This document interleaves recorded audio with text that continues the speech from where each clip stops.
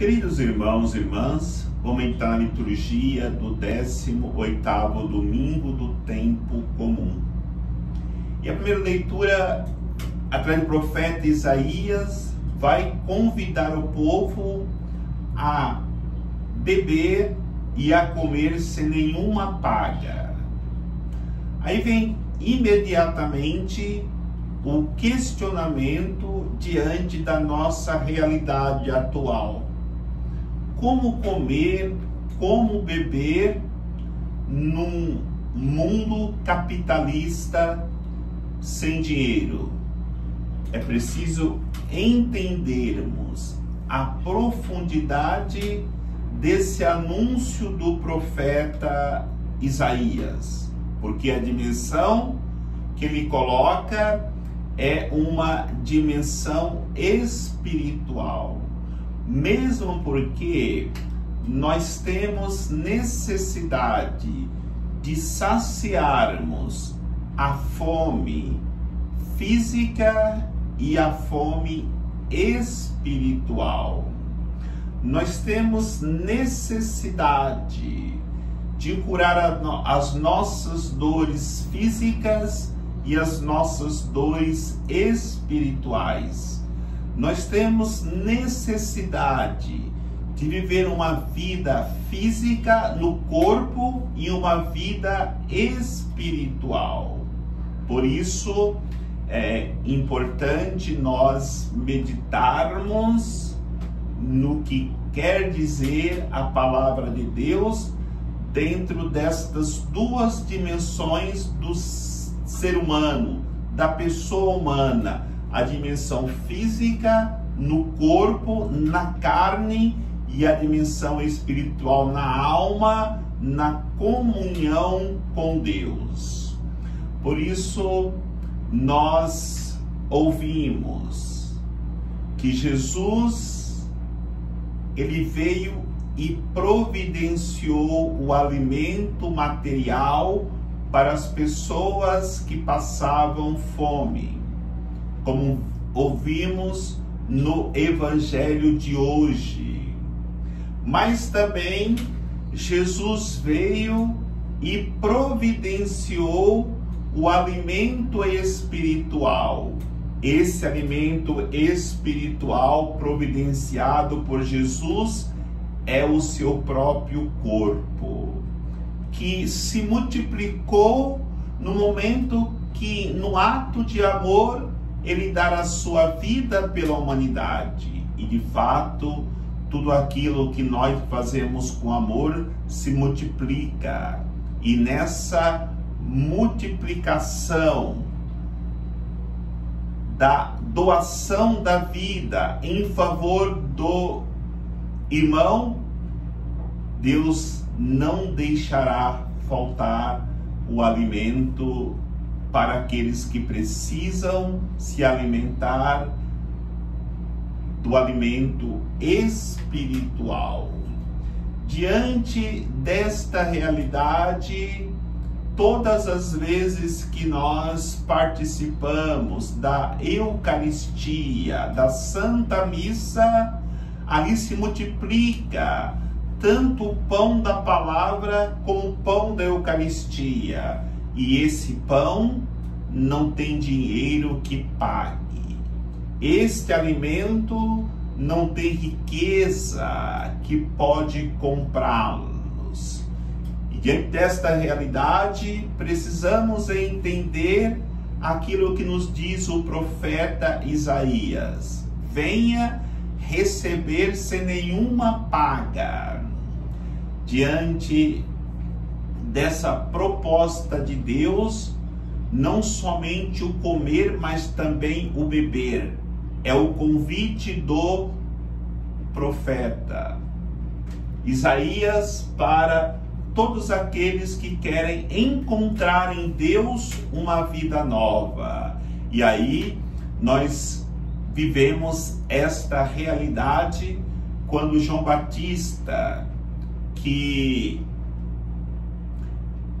vem para preparar o caminho do Senhor, vai dizer: eu batizo apenas na água, mas virá aquele que batizará no Espírito Santo e no fogo.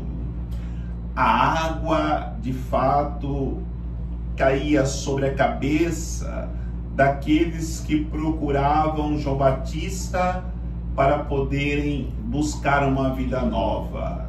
Mas a água que Jesus dava, a água do Espírito Santo, caía sobre o coração, sobre a alma, transformando muitas pessoas, levando-as a experimentar de fato um saciar da sede, mas não um saciar da sede física, mas da sede espiritual, preenchendo as suas almas com a graça do Espírito Santo.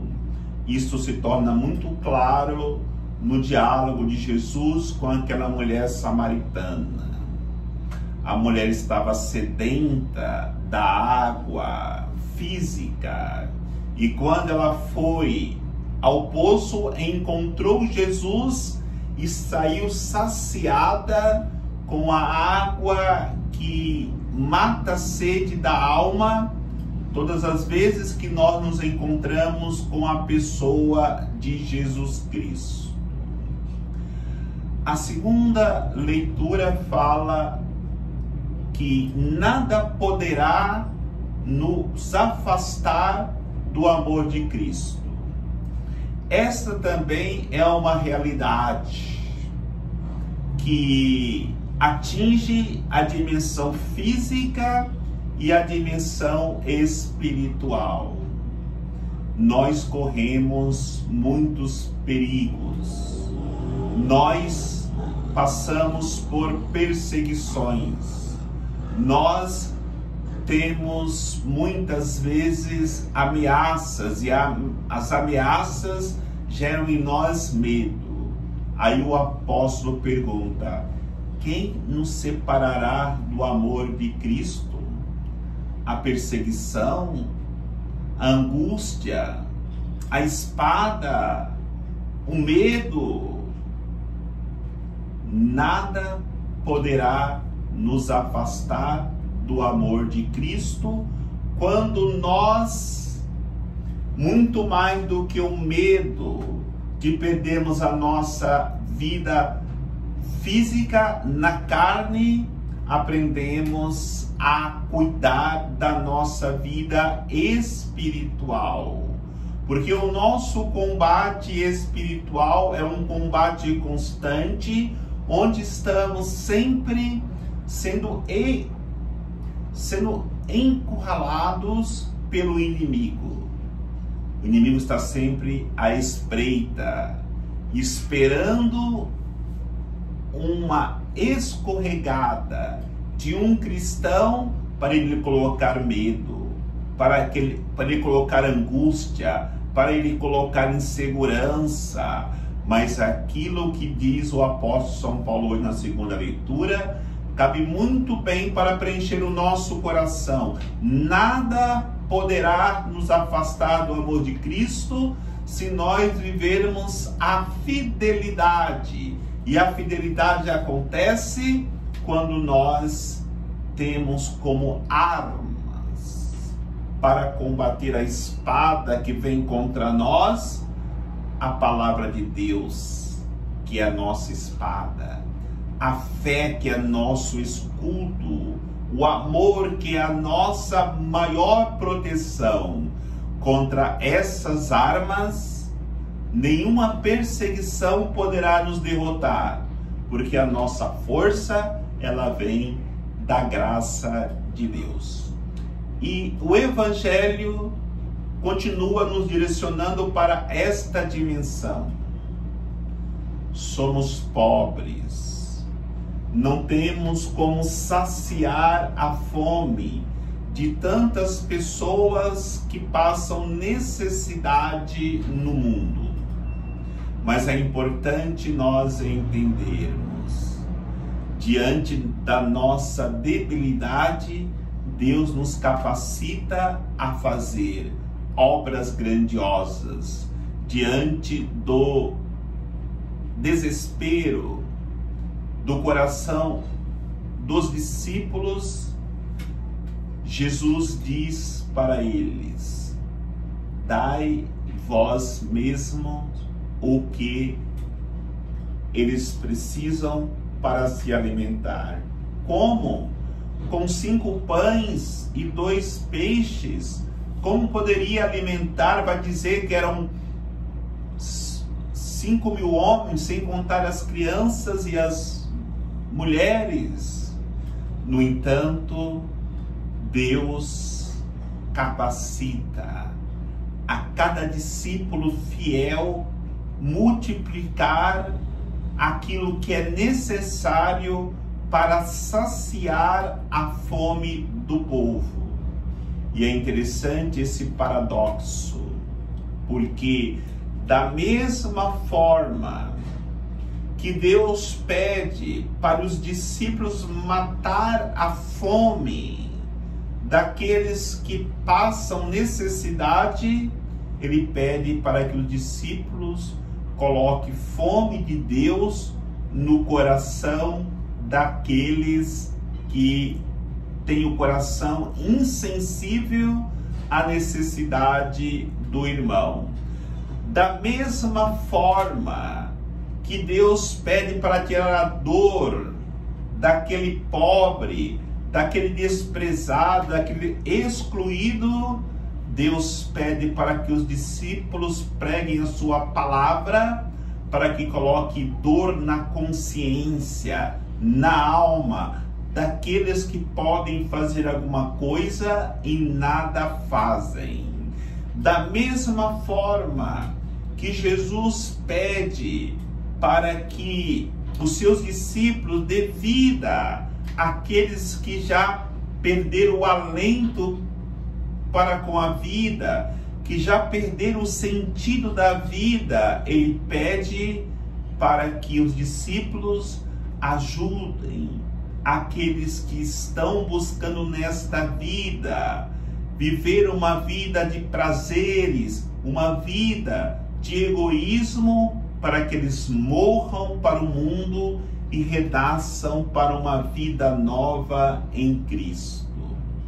Queridos irmãos e irmãs, diante desta proposta de Deus, para nós que somos seus discípulos, nós temos que ter consciência de que quando obedecemos a Deus, Deus multiplica os nossos dons, as nossas capacidades, ainda nos dá com fartura para que sobre. Vai dizer que sobraram ainda 12 cestos daquilo que foram apresentados como dom de alguém que teve a coragem de colocar em comum aquilo que lhe pertencia. Nós, individualmente, somos muito pobres.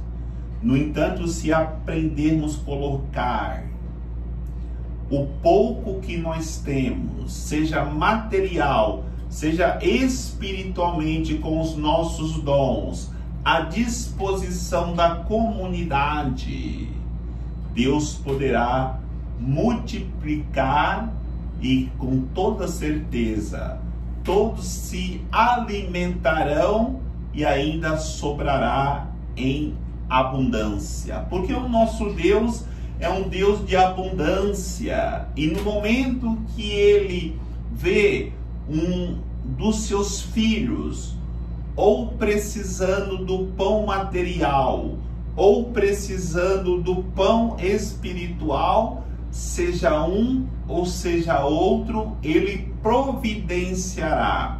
E como Deus providenciará?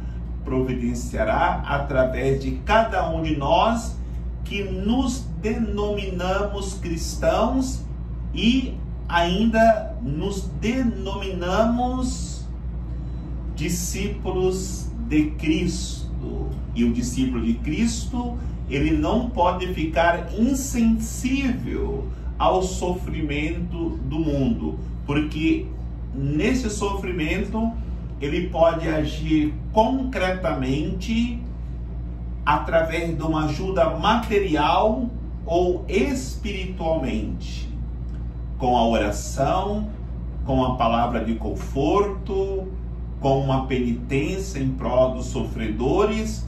Temos várias maneiras de nos colocarmos a serviço e ajudarmos os nossos irmãos necessitados. Se assim fizermos, receberemos de Deus a aprovação para um dia chegarmos na glória celeste, que é o desejo de Deus para cada pessoa humana. O Senhor nos abençoe, em nome do Pai, do Filho e do Espírito Santo. Amém.